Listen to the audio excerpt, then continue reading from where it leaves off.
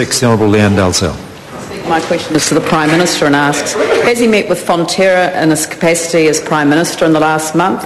And if so, what undertakings, if any, did he give them? The Right Honourable Prime Minister. Mr Speaker, yes, I met with Fonterra on the 8th of August. The purpose of the meeting was to discuss trading amongst farmers, TAF.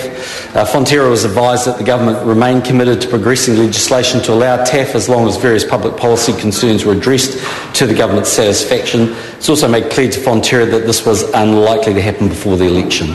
The Honourable Lianne Dalziel. Speaker, when the Prime Minister gave an undertaking to Fonterra that legislation to allow trading among farmers is on schedule for early next year, did he say that that was subject to the completion of all of the inquiries? And if so, why did he say early next year?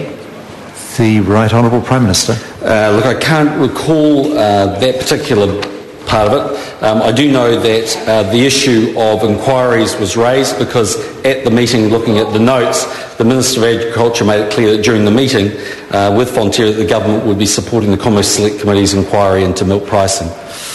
The Honourable Lianne Dalziel. Mr Speaker, does he agree that the price of milk is central to changes to allow trading among farmers?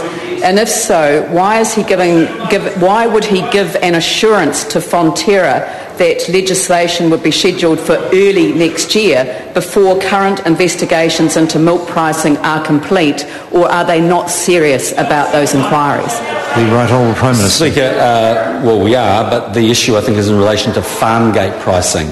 So what I said to, or what the ministers who were present at the meeting said to Fonterra was the government wanted to ensure that there was a robust, dynamic and enduring regime for the setting of Fonterra's farm gate milk price, and that concern existed irrespective of TAF, and that was why the interdepartmental work was taking place. The Honourable Lianne Dalziel. Speaker, what did he say to convince Sir Henry van der Heyden that he had done the right thing, not trying to push TAF through in the lead up to the election? And was it related to their decision to freeze the price of milk until after the election, or that the Select Committee inquiry would be stalled as long as possible? The Right Honourable Prime Minister. Mr Speaker, no, the issue is house time. The Honourable Damien O'Connor. Speaker, thank you. To the Prime Minister. Has he discussed trading among farmers with NZX CEO Mark Weldon? And if so, what undertaking has he given him? The Right Honourable Prime Minister. Mr Speaker, I don't recall any discussions with Mark Weldon about that, certainly not in the last year or so. I've certainly in previous times said to him it would be great to have Fonterra as a listed company, but that's my own view in the sense that I think Fonterra needs to raise more capital if it wants to be a global player of significance and size.